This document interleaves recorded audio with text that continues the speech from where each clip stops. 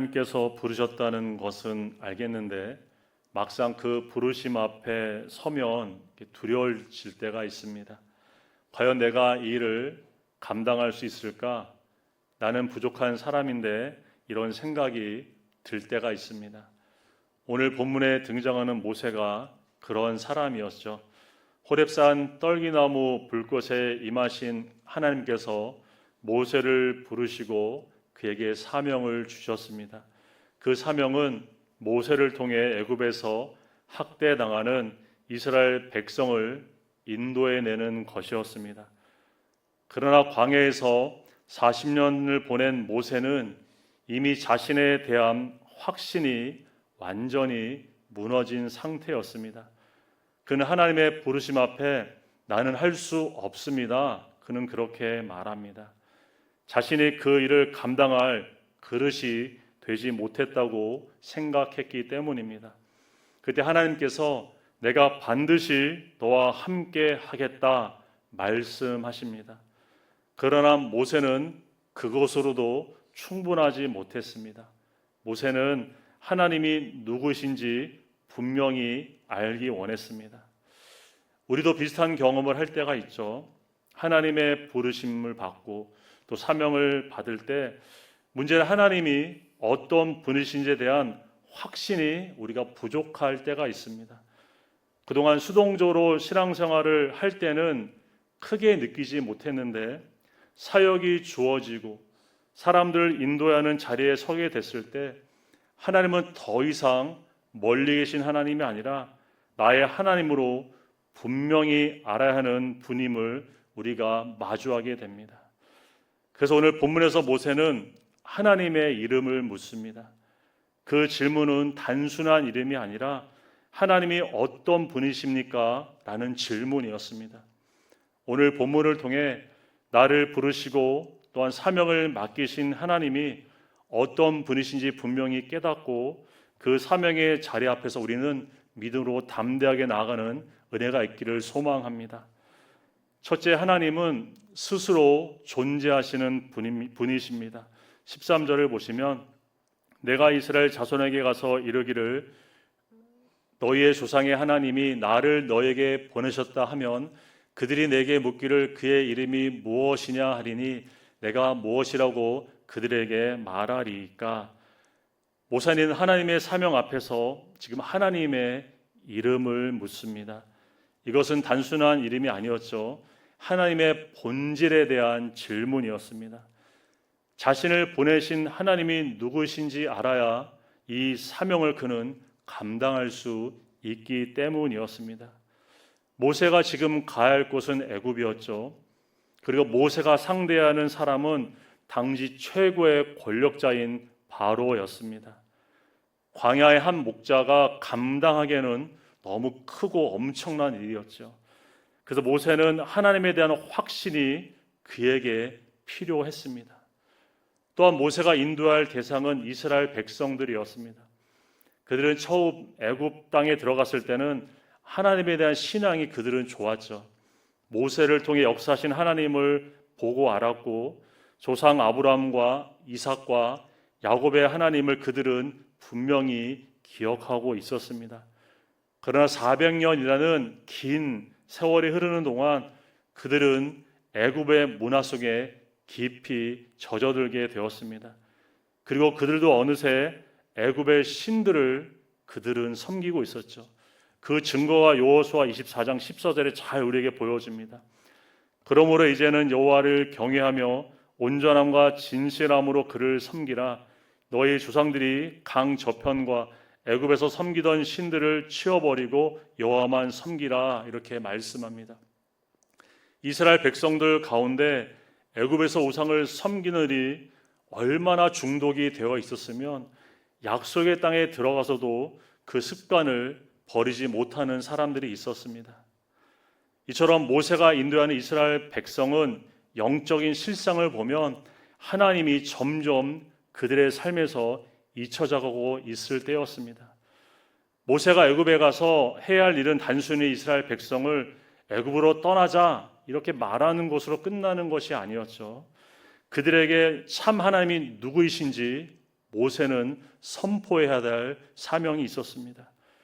누구인지 희미해진 백성들에게서 먼저 그들의 하나님이 어떤 분인지 모세는 알게 하는 것이 더 우선되어야 했습니다. 이것은 오늘도 우리의 삶과 다르지 않습니다. 우리도 종종 무엇을 해야 하는가에 집중할 때가 있습니다. 그래서 사역을 우리가 먼저 생각하기도 하고 또 방법을 찾고 열심을 먼저 우리가 내려고 합니다. 그러나 일이 우선이 아니라 하나님을 아는 것이 항상 우리의 우선이 되어야 하죠. 하나님을 모른 채 봉사와 사역을 하는 모든 것들은 결국 인간의 열심으로만 끝날 수 있습니다. 우리는 하나님을 바로 아는 것만큼 사역도 바르게 세워져 갈 수 있습니다.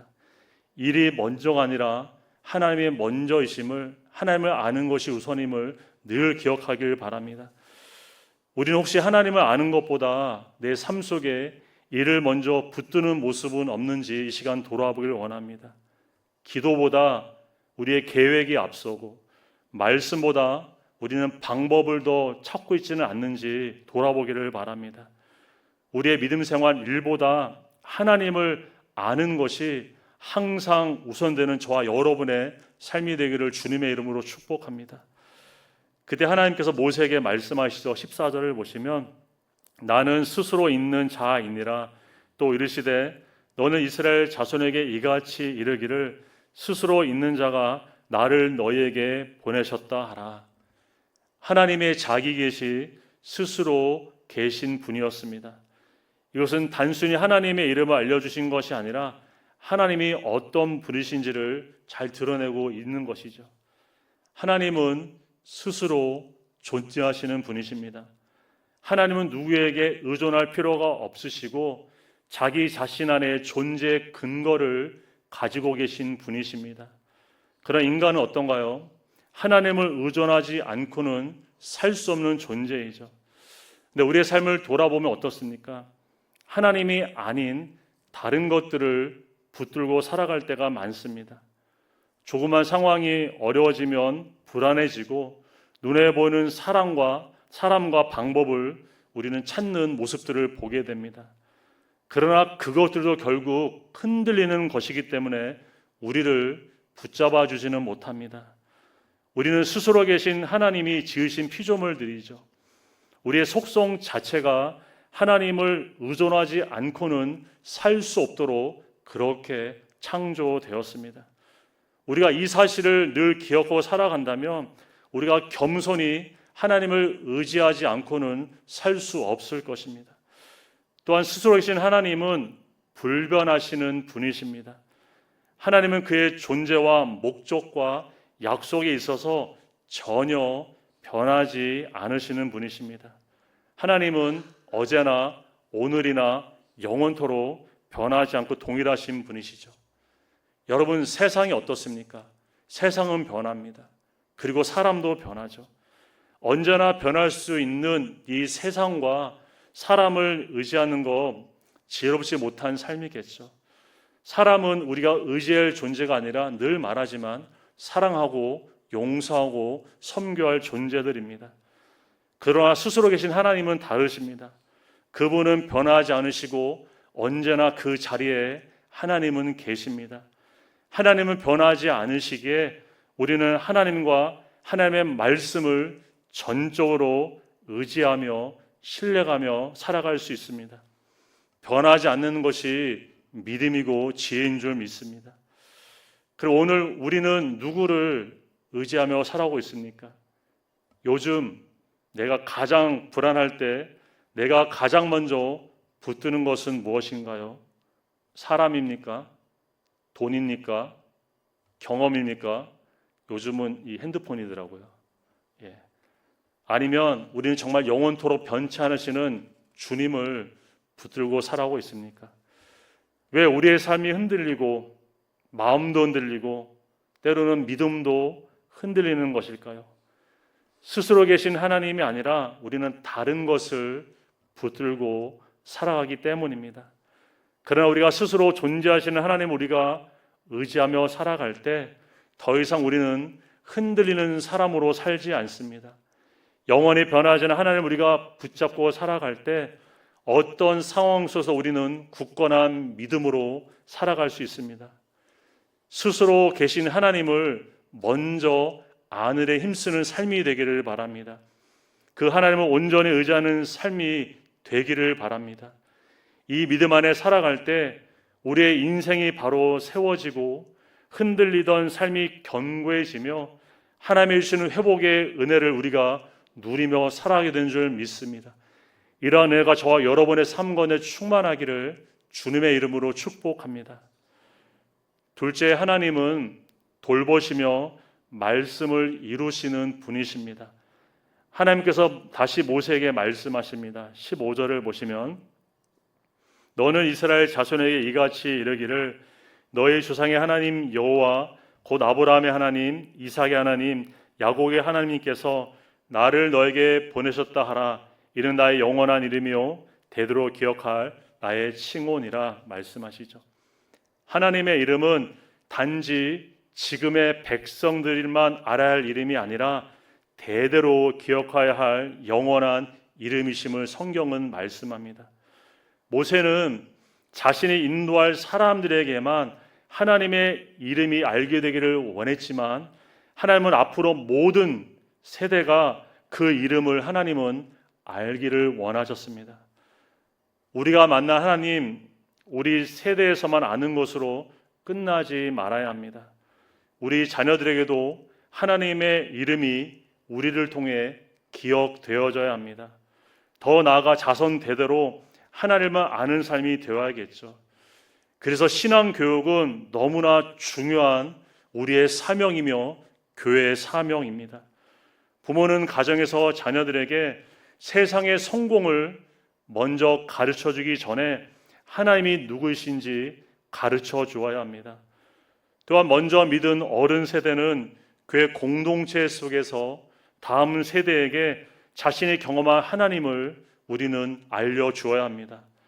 말로 알려줘야 되고 무엇보다 우리의 행동과 우리의 삶으로 우리는 그들에게 알려주어야 합니다. 자녀들이 안 보는 것 같지만 다 우리 부모의 행실을 잘 보고 있습니다. 또 교회 학생들이 어른들에게 무관심인 것 같지만 어른들의 신앙을 매섭게 우리 학생들이 잘 쳐다보고 있어요.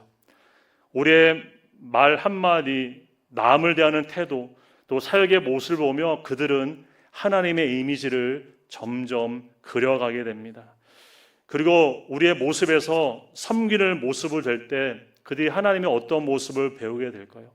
하나님의 사랑을 그들은 배우게 될 것입니다. 우리가 용서하는 모습을 보게 될 때 그들은 하나님의 긍휼하심을 배우게 될 것입니다.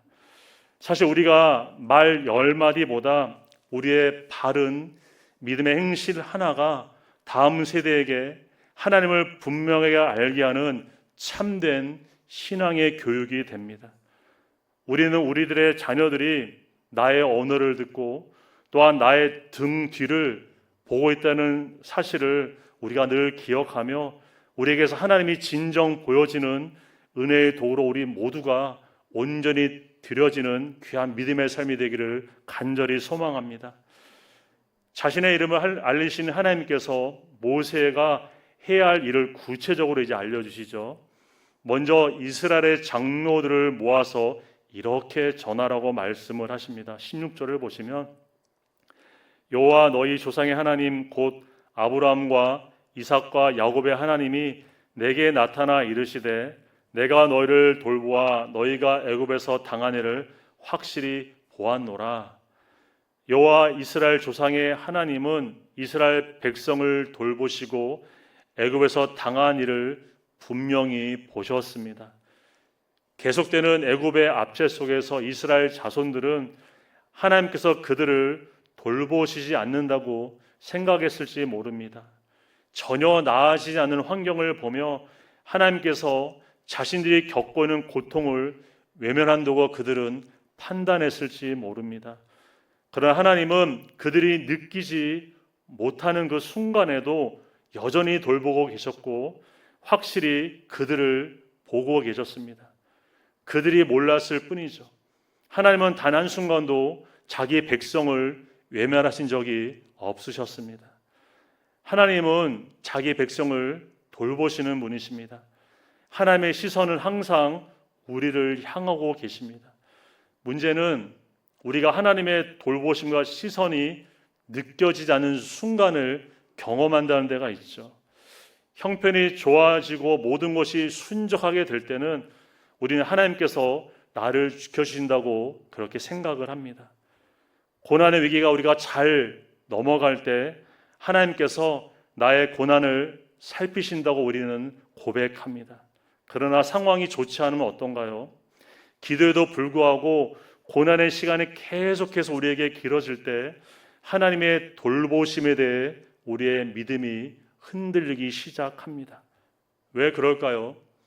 하나님의 돌보심을 우리가 하나님의 성품에 근거하지 않고 우리의 상황과 환경과 우리의 느낌에 근거를 두고 살아가기 때문입니다. 그러나 하나님의 성품을 잘 아는 사람은 어떤 상황 속에서도 하나님의 사랑을 결코 의심하지 않습니다. 지금 내가 당한 고난 우리는 다 이해할 수도 없겠죠. 그럴지라도 하나님의 선하심과 인도하심에 대해 결코 불신하지 않습니다. 하나님은 우리를 구원하시기 위해 자신이 가장 사랑하시는 독생자를 십자가에까지 내어주셨습니다. 우리가 아직 죄인 되었을 때 예수님께서 십자가의 죽으심으로 우리에 대한 하나님의 사랑을 확증해 주셨습니다. 무엇이 더 필요하고 무슨 증명이 더 우리에게 필요할까요? 그 사랑을 보고도 여전히 우리는 하나님을 의심하며 살아야 할까요? 십자가를 우리가 늘 붙들지 않으면 우리는 반드시 상황을 붙들게 됩니다. 우리가 하나님에 대해 자꾸 불신하는 이유는 하나님에 대한 사랑을 우리가 현재에만 적용하고 살아가려고 하기 때문입니다. 그러나 이미 우리에게 베푸신 하나님의 사랑이 충분히 있죠. 우리가 그 사랑을 기억하며 우리는 살아야 합니다. 십자가 은혜를 우리는 늘 묵상하며 살아야 합니다. 십자가를 묵상하는 것만큼 우리는 하나님의 사랑으로 풍성한 삶을 우리는 누릴 수 있습니다. 그러나 십자가를 잃어버리는 순간 우리는 주님의 사랑에 대해서도 흔들리며 되겠죠. 우리가 지금 고난주간을 보내면서 주님의 고난의 발자취를 우리는 함께 묵상하고 있습니다. 우리를 구원하시기 위해 온갖 고통과 조롱과 폭력을 견디시며 주님은 끝까지 십자가의 길을 걸어가셨습니다. 모든 것을 할 수 있으신 분께서 아버지의 사랑을 이루시기 위해 모든 것을 주님은 하지 않으셨습니다. 그리고 마침내 십자가에서 자기의 피를 다 쏟으시고 주님은 죽으셨습니다. 우리는 십자가의 사랑을 바라보며 하나님의 돌보심에 대해 늘 신뢰하며 살아가는 저와 여러분의 믿음의 삶이 되기를 간절히 소망합니다. 또한 모세가 이스라엘 장로들에게 전해야 하는 것은 말씀대로 이스라엘 자손을 가나안 땅으로 인도하는 것이었습니다. 17절을 보시면 내가 너를 애굽의 고난 중에서 인도하여 내어 적과 꿀이 흐르는 땅 곧 가나안 족속, 헷 족속, 아므리 족속, 브리스 족속, 히위 족속, 여보스 족속의 땅으로 올라가게 하리라 말씀하고 있죠. 이스라엘 백성을 돌보시고 그들의 고난을 보신 하나님은 자신의 약속을 잊지 않으셨습니다. 하나님의 말씀은 반드시 이루어지는 말씀입니다. 하나님은 약속하신 것을 반드시 성취하시는 분이십니다. 우리는 때로 하나님의 말씀을 잊고 하나님의 약속도 잊고 살아가기도 합니다. 그러나 하나님은 자신이 하신 말씀과 약속을 결코 잊지 않으십니다. 스스로 계신 하나님은 자기 백성을 돌보시고 살피시며 약속하신 것을 반드시 지키시는 분이십니다. 그 하나님은 과거에만 역사하신 분이 아니시라 지금도 동일하게 우리 가운데 살아 역사하고 계십니다. 하나님의 말씀을 굳게 붙드는 사람은 결코 흔들리지 않습니다. 상황이 그 사람을 끌고 가는 것이 아니라 말씀이 그의 삶을 이끌어 갑니다. 말씀이 생각의 기준이 되고 또한 선택의 기준이 되고 삶의 기준이 되어 그는 살아갑니다. 우리는 지금 무엇이 기준되어 우리는 살아가고 있습니까? 결정을 내릴 때 나는 무엇으로 그 결정을 판단하고 있습니까? 하나님의 말씀입니까? 아니면 사람의 말입니까? 하나님의 약속입니까? 아니면 눈에 보이는 현실입니까? 말씀이 기준되지 않을 때 우리는 결국 상황이 기준이 되어 살아갈 수밖에 없습니다. 오늘 우리의 삶의 기준을 다시 하나님의 말씀 위에 다시 세우는 이 시간 되기를 바랍니다. 변화가 보이지 않는 순간에도 여전히 고난이 나의 삶을 짓누를 때에도 나를 돌보시고 살피시며 말씀대로 인도하실 하나님을 우리는 굳게 붙잡고 살아가는 저와 여러분의 믿음의 삶이 되기를 주님의 이름으로 축복합니다. 셋째, 하나님은 원수를 통해서도 은혜를 베푸시는 분이십니다. 18절을 보시겠습니다. 그들이 내 말을 들으리니 너는 그들의 장로들과 함께 애굽 왕에게 이르기를 히브리 사람의 하나님 여호와께서 우리에게 임하셨은즉 우리가 우리 하나님 여호와께 제사를 드리려 하오니 사흘길쯤 광야로 가도록 허락하소서 하라. 하나님은 모세에게 이스라엘 장로들과 함께 바로에게 가라고 하십니다. 그리고 하나님께 제사 드리기 위해 광야로 갈 것을 요구하라고 말씀하시죠. 그러나 또한 하나님은 애굽 왕이 쉽게 이것을 허락하지 않을 것이다 동시에 말씀하십니다. 20절을 보시면 내가 내 손을 들어 애굽 중에 여러 가지 이적으로 그 나라를 친 후에야 내가 너희를 보내리라 주님 또한 말씀하십니다. 왜 하나님은 단번에 해결하지 않으시고 여러 가지 이적을 통해서 이 과정을 길게 이끌어 가시는 것일까요? 하나님의 능력과 영광을 분명하게 드러내시기 위함입니다. 바로가 이스라엘 백성을 압제했던 이유는 그들이 섬기는 하나님을 그는 두려워하지 않았기 때문입니다. 하나님을 알지 못했기에 하나님을 가볍게 여겼고 이스라엘 백성을 그는 함부로 여겼습니다. 그러나 하나님은 결코 약하신 분이 아니시죠. 인간 권력 앞에 아무것도 하지 못하시는 무기력한 신이 아니십니다. 하나님은 자기의 때를 기다리셨고 마침내 강한 손으로 애굽을 치심으로 이스라엘의 하나님이 참 하나님이심을 드러내실 것입니다. 하나님은 심판 속에서도 구원을 완성해 가시는 분이십니다. 바로의 완악함조차 하나님의 계획 밖에 있지 않았습니다. 하나님은 바로의 거절을 실패로 두지 않으시고 오히려 하나님의 능력과 영광을 드러내는 무대로 하나님은 사용하셨습니다. 원수의 저항이 클수록 하나님의 영광은 더 크게 드러납니다. 우리는 공동체 속에서 문제가 생길 때 이러한 질문을 하게 됩니다. 왜 하나님은 이 문제를 우리 가운데 빨리 해결해 주지 않으시는 것일까? 왜 갈등을 바로 정리하지 않으시고 왜 상황이 더 길어지도록 그대로 두는 것일까? 우리가 질문도 하고 이해하지 못하는 순간도 경험합니다. 그런데 하나님의 일하심은 단지 문제를 빨리 해결하는 데 있지 않으십니다. 그 과정을 통해서 하나님의 뜻을 이루시고 하나님의 영광을 드러내시는 데 있습니다. 우리의 삶도 다르지 않습니다. 고난 속에서 왜 하나님이 당장 나의 문제를 해결해 주지 않으시는 것일까? 어려워지는 것처럼 이렇게 우리가 느껴질 때가 있죠. 기도해도 상황은 쉽게 나아지지 않고 오히려 상황은 점점 복잡해지고 어려운 것을 우리는 느낄 때가 있습니다. 그때 우리의 마음은 어떤가요?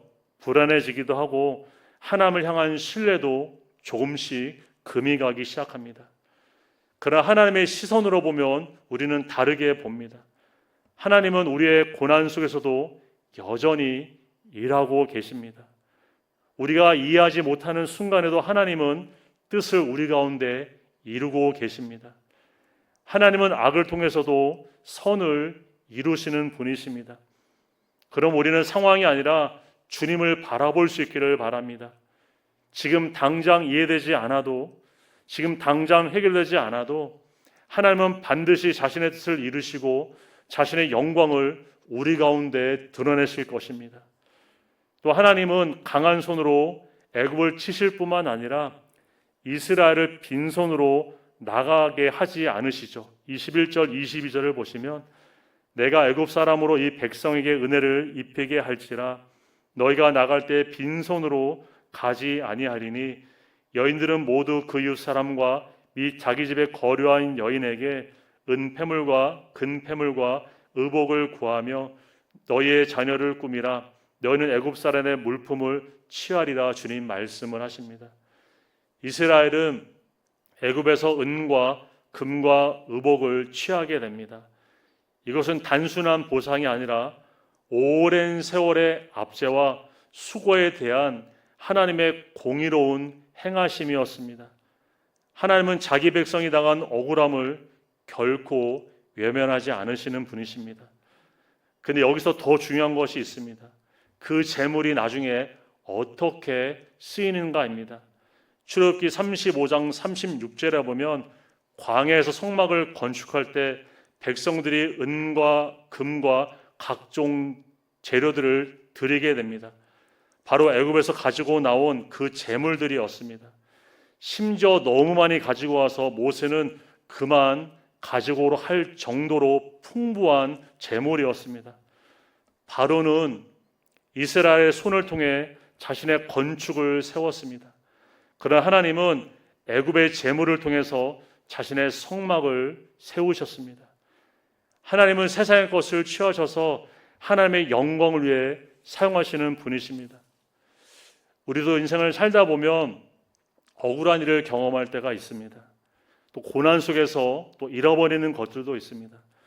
그러나 우리가 기억하셔야 할 것은 하나님은 우리의 삶에서 일어나는 그 어떤 것도 헛되이 버려두지 않으신다는 사실입니다.